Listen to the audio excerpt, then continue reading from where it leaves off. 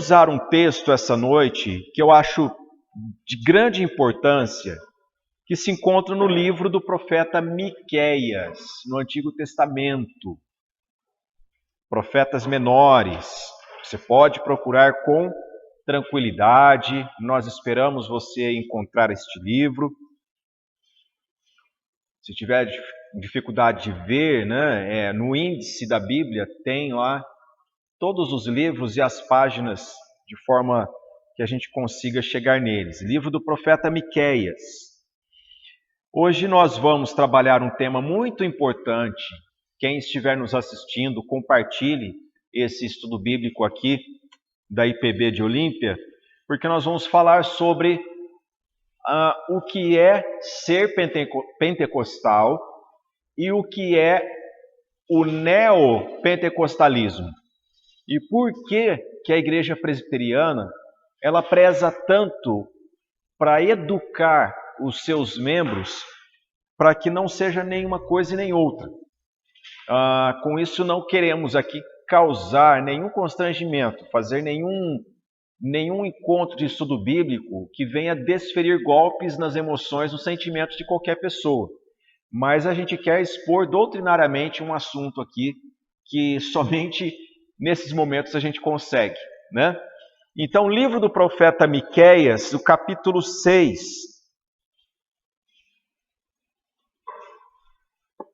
Eu quero ler dos versos 6 ao 8 com vocês. Livro de Miqueias, capítulo 5, capítulo 6, versos 6 ao 8. Diz assim a palavra do Senhor: Com que me apresentarei ao Senhor e me inclinarei ante o Deus excelso? Virei perante ele com holocaustos, com bezerros de um ano?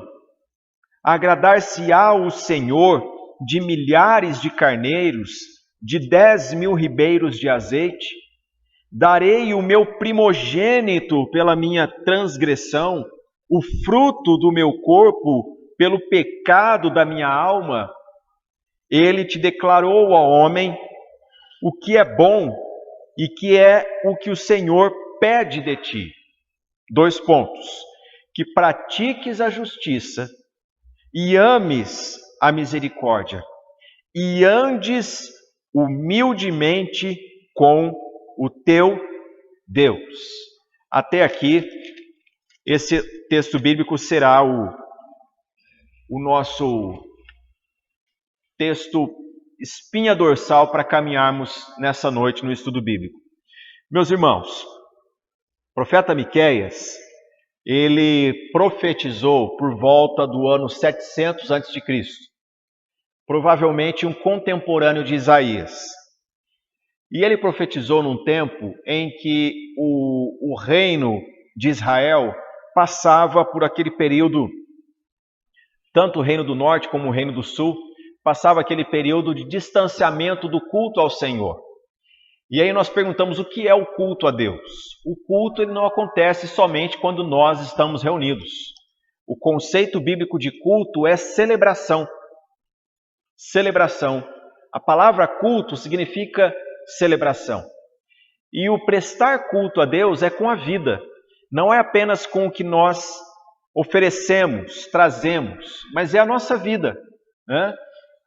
Nós cremos que nós fomos criados para adorar a Deus, para o louvor da sua glória. Essa é a definição que nós ensinamos a todas as pessoas. Qual é o fim principal do homem? É a pergunta que nós temos no nosso catecismo. O fim principal do homem é amar a Deus e gozá-lo para sempre. É viver para a sua glória. O homem não foi criado para si mesmo, para centralizar seu coração em si, porque isto é idolatria. Essa é uma das definições que nós temos para a palavra idolatria. É quando o homem ele se volta para si e deixa o Criador. Miqueias, ele traz essas interrogações que são muitíssimo importantes. Veja só, o versículo 6. Já expus para vocês o contexto, né, do ministério de Miqueias, que era quando o povo estava vivendo errante quanto ao culto a Deus. E então vem essa pergunta: com que me apresentarei ao Senhor? E me inclinarei ante o Deus excelso? Essa palavra latina, excelso, ela é importantíssima, porque ex é o que excede. Excelso é o que está acima dos céus. O Deus criador de todas as coisas. Pense comigo. O Deus que criou todas as coisas. O que você faz ou traz para agradar este que não precisa de nada? É a pergunta que lá em Atos dos Apóstolos nós encontramos eco quando o apóstolo Paulo ele prega dizendo que Deus ele não precisa ser servido por mãos humanas. Agora acompanhe só. Virei perante ele com holocaustos, com bezerros de um ano. O holocausto ele era oferecido principalmente naquela cerimônia da expiação. Holocausto significa totalmente queimado, oferta totalmente queimada. E o profeta faz essa pergunta: eu vou trazer bezerros de um ano, tenros, sem defeito perante o Senhor? E ele vai para mais além. No versículo 7 ele pergunta: agradar-se-á o Senhor de milhares de carneiros? É o volume que Deus quer? É isso que ele está perguntando. Deus se preocupa com volume, com números. De 10.000 ribeiros de azeite. Quanto é esse número, não? Oferta de libação, oferta de derramar ali o azeite, o fruto da oliveira perante o Senhor, fazia parte disso, era dar o melhor para o Senhor. E ele pergunta: darei o meu primogênito pela minha transgressão? Deus jamais aceitou o sacrifício humano, gente. Deus jamais aceitou o sacrifício humano. Quando o Senhor pede para Abraão para que traga Isaque e o ofereça, nós temos, pela palavra de Deus, em Romanos e também na descrição dos heróis da fé, ali o fato é interessantíssimo, é que Abraão, ele não podia ter filhos. O Senhor deu um filho para ele. Isaque significa riso ou sorriso, motivo de grande alegria. E o Senhor pede o filho para Abraão, e Abraão, pela fé, ele entrega o seu filho, porque o Deus que o deu também era poderoso para ressuscitá-lo. Romanos nos diz isso. Interessantíssima essa exposição, né? Mas por que Deus pediu o seu filho? Por que Deus pediu Isaque a Abraão? Porque Deus entregaria o seu filho. O filho de Abraão foi poupado lá no Monte Moriá. Quando o cutelo foi levantado, né, para desferir o golpe, como era feito com um animalzinho, o cordeiro, que o sangue do cordeiro substituía o sangue do homem pecador, então a voz do Senhor foi bradada ali e o seu filho foi poupado. Mas lá no Calvário, o Filho unigênito de Deus entregou-se por nós. Ele se entregou por nós.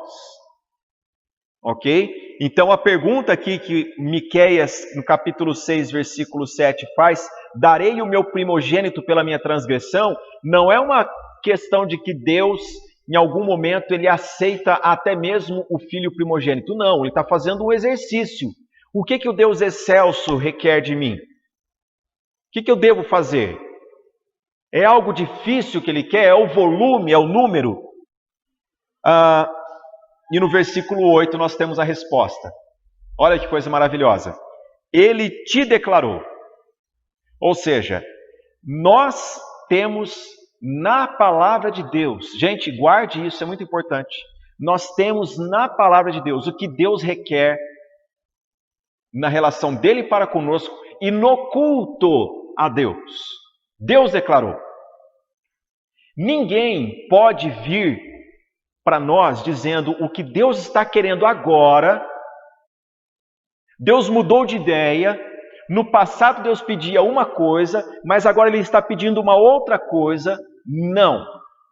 Na Bíblia Sagrada, de Gênesis a Apocalipse, a palavra de Deus, ela é una. Ela tem uma única voz. Ela fala ao coração do homem uma única mensagem. E olha só, Ele te declarou, ó homem, o que é bom e que é o que o Senhor pede de ti. Que pratiques a justiça. Praticar a justiça é fazer a vontade de Deus. É não andar erroneamente, não andar tropeçando, não andar desviando-se. Todos esses significados têm a ver com a prática da justiça. E aí nós culminamos em Cristo, porque o bem que nós queremos fazer, este não fazemos. Fazemos o mal que nós detestamos, como o apóstolo Paulo diz em Romanos, capítulo 7. Mas eu vou então me conformar com isso, dizer, eu não consigo praticar a justiça. Não, porque a lei do Espírito e da vida em Cristo Jesus nos libertou da lei do pecado e da morte. É o que Romanos capítulo 8 nos ensina. Então o 7 tem esse brado de eu não consigo praticar, mas no 8 tem um brado de gratidão. Eu posso através de Jesus. Em Jesus eu consigo viver o que Deus requer. Que pratiques a justiça e ames a misericórdia. Amar a misericórdia. Por que amar a misericórdia? Porque Deus é misericordioso. Nós estamos aqui pela misericórdia do Senhor. E andes humildemente com o teu Deus. Vocês se lembram de quando o povo de Israel pecou e Deus disse para Moisés, eu não vou junto de vocês. Isso está em Êxodo capítulo 33. Ele diz, eu vou mandar o meu anjo adiante de vós, mas eu não vou com vocês. Porque eu sou um Deus santo e o povo ama o pecado. E eu, no meio desse povo, em algum momento eu vou consumir este povo.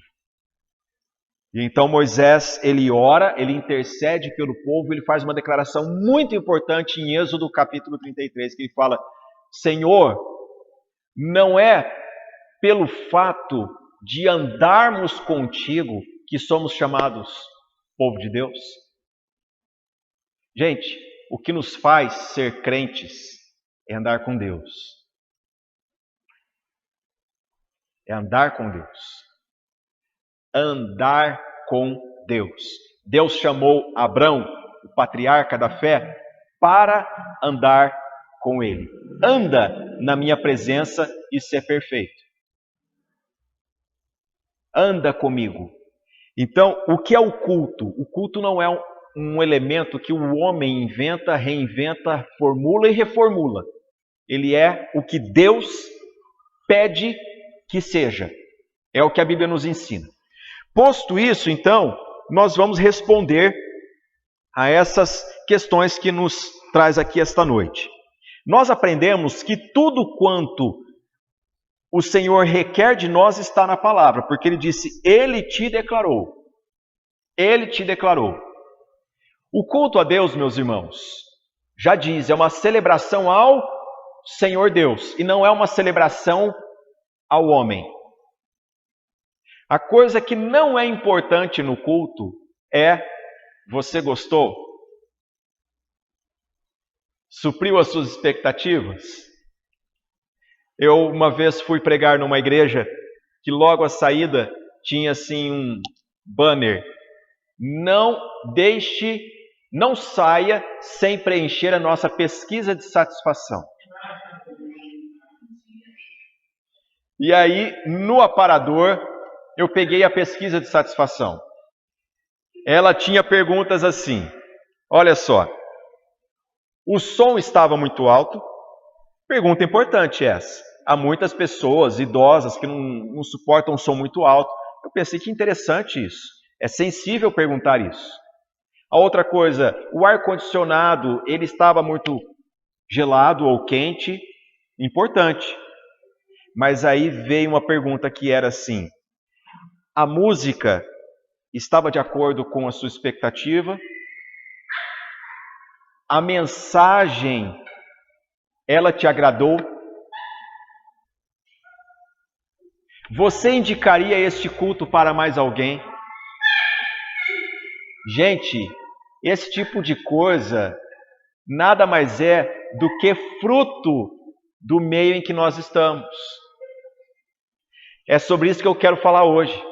Esses eventos, essas manifestações culturais que nós temos, que a gente olha para as igrejas hoje em dia e diz, que coisa estranha, acontecem por quê? Porque as pessoas esqueceram de olhar na Bíblia para um texto como esse aqui. Deus declarou o que é que você tem que fazer que o agrada. Então vamos lá. Eu quero começar falando para vocês de história, tá? É um assunto que eu gosto bastante e que, pela ocasião de mestrado, eu estudei muito. Então, aqui não é crítica, não é pintar um quadro horrível sobre outras confissões. Isso aqui é história e é científico, tá bom? Tudo que acontece na sociedade reflete na igreja. Tudo que acontece, isso nos toca. E isso aconteceu de forma muito forte nos Estados Unidos no final do século XIX. Depois da metade do século XIX, os Estados Unidos entrou num processo de guerra que feriu muito a nação. Houve a guerra civil nos Estados Unidos, em que os estados eles entraram em campo de batalha por diversas questões, e uma delas era a questão da escravatura. A escravatura estava sendo abolida, havia sido abolida em alguns estados e outros não aceitavam. E isso feriu o bolso de muitos fazendeiros, muitos produtores rurais, e então o jeito foi ir para a guerra. E um país, quando entra em guerra com ele mesmo, os efeitos são a longo prazo, e são trágicos, são drásticos, né? Quando se fala de guerra, se fala de muita morte, de fome, de gente voltando para casa sem braço, sem perna, de órfãos, de viúvas, todas essas questões. E não existe um país que tenha entrado em guerra que tenha imediatamente suprido as necessidades das famílias, gente. Então as pessoas passando por necessidades, elas eram relegadas, elas eram postas à margem da sociedade. E isso refletiu na igreja. Muitas igrejas tinham uma prática de atender as famílias da sua membresia, e as pessoas de fora, elas não eram bem-vindas, não eram acolhidas em suas necessidades. Então começou-se um movimento de acolhimento, o que é muito bom, muitíssimo bom. Igrejas históricas como presbiteriana, metodista, batista, congregacional, episcopal, outras igrejas mais, elas começaram a se preocupar, nós precisamos atender essas pessoas. Mas as mesmas igrejas históricas também tinham famílias detentoras de poder que diziam: o meu banco não aceita aquelas pessoas. Por que isso? Porque uma das formas das pessoas contribuírem com as igrejas naquela época era ofertando um banco. Então havia uma plaquinha lá com o nome daquela família naquele banco. Aqui é o banco da família Silva. Eles alugam, eles mantêm esse banco para ajudar a igreja. Só que aí a coisa virou, né, gente? Eles começaram a dizer assim, ó, no banco da minha família eu não quero assentado esse tipo de gente, aquele. Então questões raciais, muitas vezes, elas refletiam dentro da igreja. Pessoa que era racista, dentro da igreja ela dizia, no meu banco não vai se assentar. E o racismo, gente, não é somente de brancos contra negros, ou negros contra brancos, mas também uma questão de ordem social. O miserável eu não quero no meu banco. A pessoa pobre, aquele que vem maltrapilho, ele vai sujar, enfim, eu não quero. Havia isso. Tanto é que o grande pregador avivalista, o que despertou o interesse nele, o Dwight Moody, foi isso. Porque Moody era um jovem que foi... ele se converteu pelo instrumento da escola bíblica dominical e ele, adolescentão, com seus 18, 19 anos, decidiu sair à rua trazendo crianças para dentro da igreja. E quando viu aquele bando de gente, aquele volume de gente maltrapilho, mal cheirosa, meninos com hábitos estranhos, a igreja então reagiu com um Moody: você não pode ficar aqui. Ele foi para um galpão justamente por isso. Ele, gente, curiosidades, tá? Ele quis dar aula de escola dominical e proibiram ele. Disseram para ele o seguinte: olha, todos os professores têm seus alunos e todos os alunos têm professores. Se você quiser servir a Jesus entre nós, arrume alunos. Ele foi para a rua e arrumou, em curto espaço de tempo, 600 alunos. 600 alunos. E ele começou a contar histórias bíblicas para as crianças. Depois disso, ele arrumou um galpão e nesse galpão ele pôs 1.200 alunos. O avivamento que varreu os Estados Unidos nessa época se deu por conta disso. Uma pessoa preocupada com os menos favorecidos. Todavia, houve um pastor, ele começou estudando medicina, brevemente, não concluiu. Depois disso, ele se tornou um ministro metodista. Ele gostava muito da pregação ao ar livre, que a igreja metodista sempre enfatizou, não só a igreja metodista, outras igrejas também, mas eles com mais insistência. Seu nome era Charles Fox Parham. O Parham começou a pregar por todos os lados, mas não era somente a Bíblia que ele pregava. Ele pregava que a pessoa que entregava sua vida a Cristo, ela poderia ter experiências emocionais, sobrenaturais, à vista de todos. Parham pregava que era possível ter experiências estáticas. O que era isso? A pessoa ficar fora de si. Ele dizia que o poder de Deus era possível ser sentido de tal forma que uma pessoa desmaiasse em culto, de tão forte que era o poder. Uma pessoa, ela começava a se debater e ficava descontrolada aquilo, porque era demais o poder. Parham pregava transes espirituais, arrebatamento, era a linguagem que era utilizada. Então a pessoa caía em oração, e aí quando ela voltava, era entrevistada, a pessoa dizia assim: não, porque eu pude ver o céu, eu visitei o céu, eu vi ruas de ouro, eu vi o mar de cristal, e esses eram os relatos. Parham pregava a glossolalia. O que é isso? Falar línguas estranhas. Começava a pronunciar sílabas que não faz parte do idioma natural, nativo, e as pessoas então entravam num êxtase e isso acometia todo mundo e muitas vezes o culto não tinha fim, porque essas manifestações elas eram sentidas por todos e quanto mais tempo ficavam nisso, melhor se sentiam. A pregação de Parham dizia muito sobre o batismo com o Espírito Santo. E a evidência do batismo com o Espírito Santo eram essas experiências estáticas, os transes, o falar em línguas. Parham começou a fazer viagens pregando em viagens, dizendo que eram cruzadas para a cura, para a libertação, soluções imediatas. E por que Parham, ao invés de ser tido como um estranho, ele foi abraçado pela igreja? Porque os Estados Unidos daquela época viviam um sofrimento social muito grande. Fazia somente 30 anos que os Estados Unidos havia passado por uma grande guerra. Havia muita gente sem trabalho, havia muita gente desvalido, havia muita gente vivendo à margem. E de repente surge uma pessoa dizendo: olha, você não tem dinheiro para pagar os seus remédios, então venha para o grande culto que o Espírito Santo vai descer sobre a sua vida e ele vai te curar imediatamente. Então multidões começaram a se envolver com Parham. Parham dava aula de teologia. E estes movimentos chamaram a atenção de um jovem que era filho de escravos libertos. Seu nome era William Seymour. Seymour desejava aprender teologia com Parham. Há um dado interessante.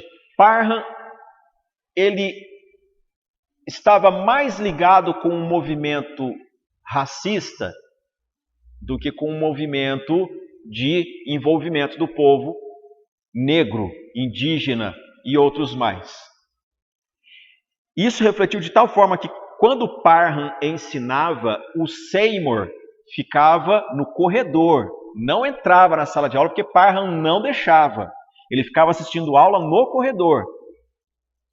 E ele então absorveu todo esse ensinamento, foi a um salão numa rua chamada Azusa, em Los Angeles, e lá começaram reuniões buscando aquelas experiências que Parham dizia. E William Seymour era um homem de oração. E ali eles começaram a transmitir relatos para toda Los Angeles. Los Angeles sempre foi uma cidade muito grande, de que pessoas eram curadas imediatamente, de que pessoas que não sabiam ler e escrever, elas passavam a ler e a escrever por uma questão de batismo com o Espírito Santo. Eles tinham relatos de pessoas que nunca tinham tido contato com órgão, com piano, que durante o culto essa pessoa começava a tocar piano melhor que os músicos da sua época. Era uma coisa sobrenatural. Os jornais começaram a transmitir de que algo sobrenatural estava acontecendo naquela rua chamada Azusa, naquele endereço, onde William Seymour, um homem negro, filho de escravos libertos, dirigia. Isso começou a envolver cada vez mais pessoas. Por que tudo isso é importante a gente tocar aqui? É porque foi nesse contexto que surgiu o movimento pentecostal. Ok? Quantos aqui já ouviram falar de uma igreja pentecostal? Todos nós. Todos nós. Meus irmãos, nós não podemos colocar um rótulo sobre um crente pentecostal dizendo: ah, esse aí é fruto de coisas esquisitas. Não. Não podemos. Não podemos ferir pessoas porque conhecemos alguns elementos históricos que nem sempre são ditos de como surgiu o movimento, ok? Mas devemos trazer isso em consideração quando nós vemos algumas coisas do tipo: eu sou pentecostal e ele não. Porque o pentecostalismo, ele tornou-se uma forma da pessoa se legitimar socialmente. Aqueles que outrora não tinham condições, estavam esquecidos, passando por necessidades, através do início, estou dizendo aqui do movimento embrionário, do início do pentecostalismo, eles encontraram uma razão de ser na sociedade. Eles encontraram uma razão de ser. Eles tinham um lugar que os aceitava. Ora, se havia igrejas que diziam: no meu banco você não se assenta, então encontraram um movimento que começou a abrir igrejas para todos os lados, cruzadas evangelísticas para todos os lados, dizendo: nós o aceitamos. Nós o aceitamos. E assim esse movimento cresceu. Esse movimento, gente, ele era o ajuntamento de pessoas com diversas motivações, né?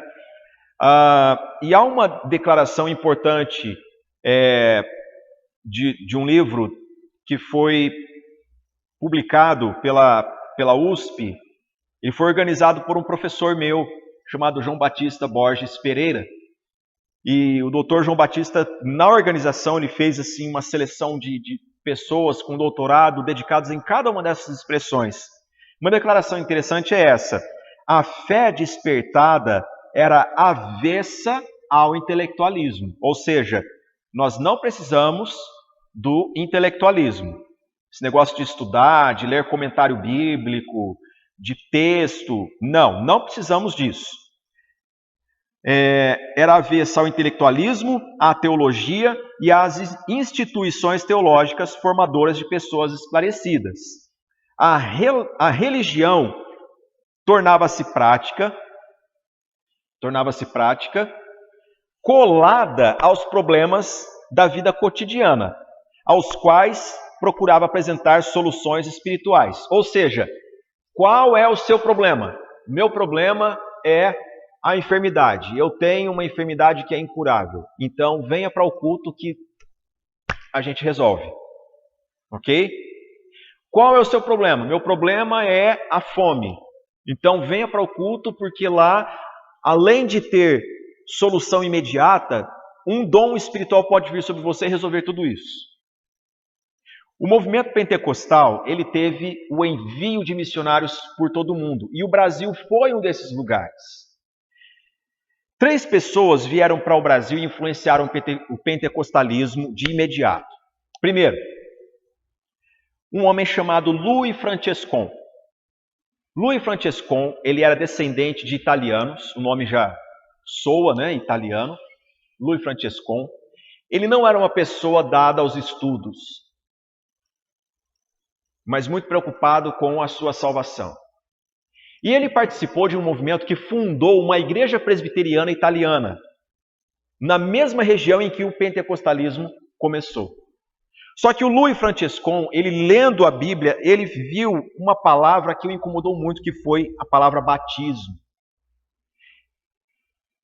E ele então ficou muito pesaroso quando ele descobriu que a palavra batismo no grego, ela é a mesma palavra utilizada para submergir, estar debaixo d'água.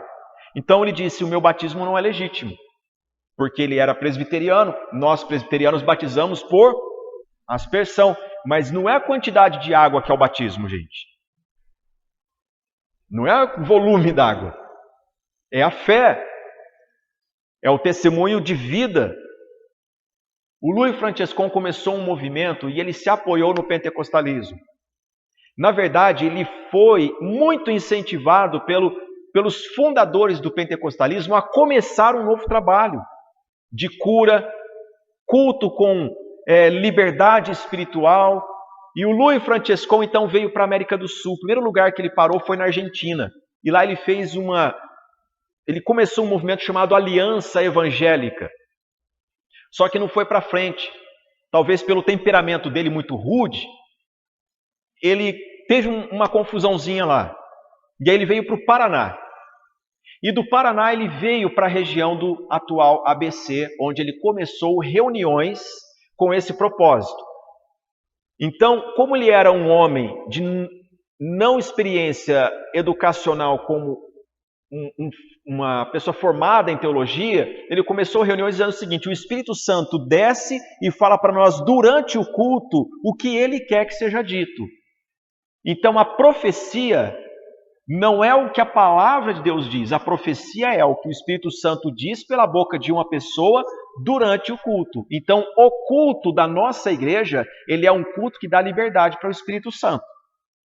Se durante o canto ou uma mensagem lá, alguém se levantar falando em línguas, com uma experiência espiritual, que causa nos outros uma reverência nesse contexto, nós paramos para ouvir essa pessoa. E assim começou um movimento que hoje é conhecido como Congregação Cristã do Brasil. Ela começou com Louis Francescon, que teve o seu alimento lá no movimento pentecostal, no final, na virada do século XIX para o XX. Ok? Por que que esse movimento ele é tão forte e nós temos que ensinar as pessoas que chegam da Congregação Cristã do Brasil?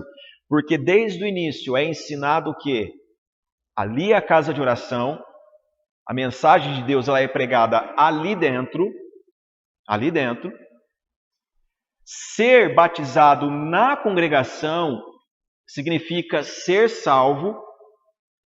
Então a relação não é a fé bíblica, mas sim o rito praticado dentro da denominação que legitima se a pessoa é salva ou não. Além de Louis Francescon, veio para o Brasil uma dupla de suecos, Daniel Berg e Gunnar Wingren, que eles tinham contato muito próximo aos fundadores do pentecostalismo nos Estados Unidos. E aí eles trouxeram para o Brasil também mais uma experiência pentecostal e se instalaram em Belém do Pará e depois vieram descendo, pregando até a região do atual ABC também. Daniel Berg, se eu não me engano, ele faleceu em Santo André, e aí deu-se início à Assembleia de Deus no Brasil. Mas como Louis Francescon pregava que somente na Congregação Cristã do Brasil havia legitimidade para autenticar a salvação e que as pessoas de outras denominações estavam no erro, então havia sempre duelo de qual pentecostal é o mais pentecostal, se o da congregação ou o da Assembleia de Deus. Eu cresci em Campinas vendo pessoas brigarem por causa disso. Eu me lembro que uma vez meu pai contratou uma equipe de pedreiros para trabalhar em casa, e aí quando chegaram lá, tinha entre os serventes um da congregação e um da Assembleia de Deus. O trabalho não rendia. Corinthians e Palmeiras. E eu me lembro que eu acompanhei uma das discussões acaloradas entre os serventes, porque um dizia para o outro assim, eles já estavam cansados de discutir, um dizia para o outro, a tua igreja é errada. E o outro dizia, não, eu sou batizado com o Espírito Santo de verdade. A tua igreja que é errada. E o trabalho não rendia, enfim, não foi para frente.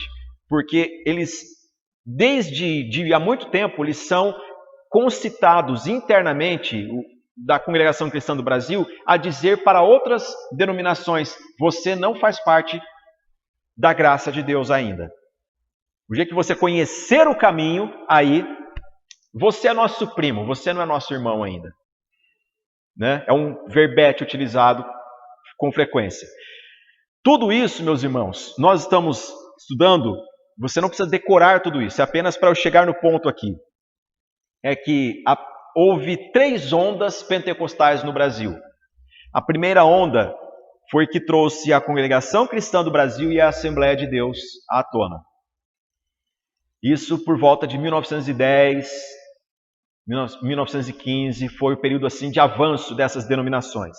A segunda onda, que foi na metade do século XX, 1950 em diante, trouxe Igreja Quadrangular, Igreja Brasil para Cristo, fundada aqui no Brasil mesmo, e Igreja Deus e Amor, também fundada aqui pelo missionário Davi Miranda. Essas igrejas, elas eram pentecostais, também com a nascente lá na matriz que eu falei para vocês, nos Estados Unidos, que pregavam que Jesus salva, Jesus cura e Jesus batiza com o Espírito Santo. Então, o crente, ele dava testemunho disso. Salvação, se ele tivesse alguma mazela em si mesmo, ele era curado e ele era batizado com o Espírito Santo. Isso é dado como uma segunda experiência da graça de Deus. É assim que é chamado na teologia deles. A conversão, ela não é tudo. Primeiro a pessoa se converte. Depois ela é batizada com o Espírito Santo. É assim que eles ensinam. Biblicamente não é assim. Biblicamente não é assim. Porque desde a conversão, uma experiência que somente o Espírito Santo pode proporcionar ao homem. E, além disso, a experiência de batismo com o Espírito Santo, ela capacitava a pessoa com dons especiais para o exercício no culto. Em especial, é no culto que a coisa acontece. Algumas coisas acontecem na vida social, mas em grande parte a evidência se dá no ambiente de culto. Falar em línguas, impor as mãos e o outro ser curado, ter visão espiritual, cair e ser arrebatado, ver o céu, ou então tem pessoas que vão para o inferno e vê o inferno como é e volta falando o que é o inferno e as outras se arrependem da sua vida pecaminosa. Há coisas assim. E aí houve a terceira onda pentecostal no Brasil, que dessa terceira onda é que nasce o neopentecostalismo. O que é essa terceira onda? É que a segunda onda trouxe um tipo de mensagem que visava imediatamente a solução para as pessoas na ordem do aqui e agora, o que você precisa já, em especial no bolso. Exato. Houve um homem no Rio de Janeiro chamado McAllister. Ele era um ministro canadense que fixou-se aqui no Brasil e começou um programa, havia rádio relógio. E essa rádio relógio, ela era AM e as ondas iam a longa distância e ele pregava nessa rádio relógio. Ele era muito influente na igreja carioca. E o bispo McAllister, ele tinha uma característica de arrecadação de fundos com muita facilidade. Eu tenho um amigo pastor, já é idoso, e uma vez nós estávamos conversando, ele disse para mim assim: Davi, eu participei dos cultos com o bispo McAllister no Rio de Janeiro, no início do meu ministério. Ele foi plantar uma igreja no Rio de Janeiro e a igreja do momento, na época que ele foi para lá, era a igreja do bispo McAllister, a igreja episcopal. E aí, no culto, ele disse, se você não estivesse, foi brincadeira, né? Ele falou assim, Davi, se você não tivesse com o bolso costurado, você dava tudo. Pela persuasão que o McAllister tinha. E ele falou para mim, e no primeiro banco estava duas pessoas muito conhecidas no Brasil hoje. Edir Macedo e R.R. Soares. Eles aprenderam desse bispo McAllister. Tanto é que quando o bispo McAllister morreu, então houve a divisão da igreja do bispo McAllister. O Edir Macedo decidiu então ter a sua, com uma parte daquela membresia, outra foi com R.R. Soares, que, diga-se de passagem, é parente do Edir Macedo, e uma outra foi com outro bispo que ajudava lá o McAllister. Enfim, isso foi nos anos 70, gente. Qual é a origem do Edir Macedo? Ele vem de uma experiência com o animismo, o culto que nós conhecemos como candomblé espírita brasileiro, mistura catolicismo, o candomblé e o espiritismo. Tanto é que uma obra dele que vendeu muito foi uma cujo título é Caboclos, Exus, Orixás, alguma coisa assim. Que ele vai associando cada figura dessa com pessoas demoníacas e ele faz lá um raciocínio. E os cultos, então, de tais pessoas eram cultos voltados para a autoestima e a condição social da pessoa. Então, de que adianta adorar um Deus que é majestoso se na sua vida prática você não paga a conta? Ou você não alcança os seus sonhos? Segundo o Edir Macedo, numa das entrevistas que ele deu, foi para o Cabrini inclusive, ele disse que quando uma filha dele estava enferma, ele entrou em crise. E a sua crise foi assim, como que eu adoro um Deus que é todo poderoso e ele não faz nada? Será que está faltando algo em mim para que eu faça? Existe algum sacrifício em mim que eu devo fazer para alcançar esta misericórdia de Deus? E aí isso tornou-se um princípio teológico dele, que ele transmite para os seus fiéis. Graça, nem tudo é de graça. O que Jesus fez na cruz, você tem que fazer por merecer. Só que, de que adianta você dizer eu sou salvo, se você é infeliz? Se você não dá conta da sua vida, das suas finanças e tudo mais, então, o Deus que tem toda a majestade, dono de toda a prata, de todo o ouro, você acha que Ele quer que você viva nessa miséria? Não. Chega junto dele, ponha ele na parede. São palavras dele. Ponha ele na parede. Espera aí, você não é Deus? Você não disse tudo isso aqui que você disse? Fazei prova de mim. Irmãos, eu já vi programas que são blasfêmicos. Porque a pessoa pega a Bíblia e fala assim, se o Senhor é Deus, então me dá a casa que eu estou querendo. Ou então o Senhor não é. Eu vou passar a dizer aí para os outros que o Senhor não é. E aí então a pessoa dá o testemunho. E Deus me deu. O que é esse movimento? É o neopentecostalismo. Por que neo? Não é neo de novo, de que melhorou. É um neo de um fenômeno que está acontecendo aí de andamento de uma mensagem que foi pregada lá atrás e que não tinha fundamentação bíblica. Qual a diferença básica entre o pentecostal e o neopentecostal? O pentecostal, meus irmãos, ele ainda, estou falando do pentecostalismo lá de trás, o raiz, tá? Ele pregava a Bíblia. Ele dizia para as pessoas, você precisa ser salvo, senão você vai para o inferno. Olha o que a Bíblia diz. Está escrito, a Bíblia diz. O pentecostal, guarde isso, quem está assistindo também guarde, não estou falando mal de pentecostais. O pentecostal raiz, ele dizia, o homem é pecador, e se ele não tiver Cristo, ele vai para o inferno.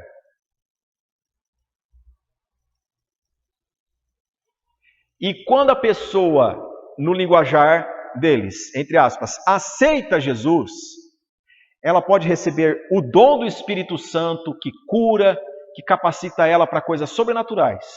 O neopentecostalismo diz que a pessoa, ela precisa de Deus para sair da situação em que ela se encontra. Está endividado? Deus vai te dar se você chegar junto dele. Mas tem que chegar junto mesmo. E somos nós que dizemos para você como que é que se chega. É assim, a teologia da prosperidade é a marca do neopentecostalismo. Ou seja, você tem um Uno, como assim você tem um Uno? Se você pode ter uma Lamborghini. Instiga a pessoa à insatisfação. Uma coisa que não há numa igreja neopentecostal é uma pregação expositiva sobre Filipenses. Alegrai-vos no Senhor, outra vez vos digo, alegrai-vos. Aprendi a viver contente em toda e qualquer situação. Tanto sei estar humilhado, perseguido, não existe, aliás, não tem pregação, quanto mais expositivo. Outra característica é que os cultos, eles são momentos místicos, em que há uma transferência mística, uma força sobrenatural de quem está falando ou orando e o fiel que está ali recebendo. Existe uma diferença entre os bancos e a plataforma. O culto não é a Deus no sentido de algo inclusivo, ele é exclusivo. Quem está aqui é diferente de quem está lá no sentido de acesso a Deus. Quando perguntarem para você por que eles não podem ser considerados como igreja evangélica reformada, por causa disso. Porque a palavra de Deus nos ensina que o muro de separação foi removido. Ele nos constituiu reino e sacerdócio real, gente. O que é o sacerdócio? Não era a pessoa entrar no Santo dos Santos? O véu foi rasgado pelo sangue de Jesus. Qualquer um de nós podemos falar diretamente com o Pai por meio de Jesus. Não há diferença, mas esta aura que é imposta gera aquele negócio assim de o homem de Deus está aqui. E aí quando a pessoa diz isso, quem ouve com a crise de consciência que tiver ou no desespero que tiver, dá o que tiver e o que não tem para quem está falando. A terceira característica do neopentecostalismo é o empoderamento humano. Você pode. Você pode. Você pode. E nesse você pode, há algo mágico. As intenções do coração humano são absurdas, gente. A palavra de Deus nos diz isso. E então, imagina um coração pecador entrar num ambiente onde a mensagem é o seguinte: eu vou provar para você que você consegue. A pessoa está falando, eu quero crescer profissionalmente, mas o coração dela odeia o chefe e está dizendo, tomara que aquele cara morra. E há uma mensagem dizendo, Você pode. Vem aqui na frente que eu vou orar por você e quando eu puser a mão sobre você, a vitória vai chegar sobre a sua vida. Vai conseguir o que você quer. Qual a dificuldade disso, gente? É que isso já está gerando um outro movimento, que ainda nós discutimos qual nome vamos dar a ele, que não precisa nem usar a Bíblia mais. Porque Deus é indecifrável e a experiência com essas pessoas espirituais, espiritualoides, faz com que o homem seja o centro e uma pessoa que, se Deus não fizer para ele, por ele, então Deus não é Deus. Por isso que tem mensagens aí do tipo, o centro de Jesus é você. Por isso que tem mensagens aí dizendo, a Bíblia não é a palavra de Deus. Por isso que tem mensagens aí dizendo que, uma vez que você ativa a tua fé, ninguém te segura.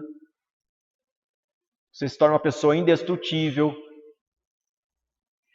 O neopentecostalismo, ele é uma consequência de pessoas que começaram a colocar o foco no místico, não mais na palavra, e as questões sociais, elas argumentam o porquê da pessoa ir até Deus. A Bíblia nos diz que nós precisamos voltarmos para o Senhor e nos rendermos, porque o coração do homem rebelou-se contra Deus, não quer Deus. A mensagem desses lugares é o seguinte: venha para Deus porque você pode conquistar o inimaginável. Não é dito a respeito de uma relação harmoniosa com Deus, porque a ira de Deus há de ser derramada sobre essa terra contra toda impiedade e injustiça.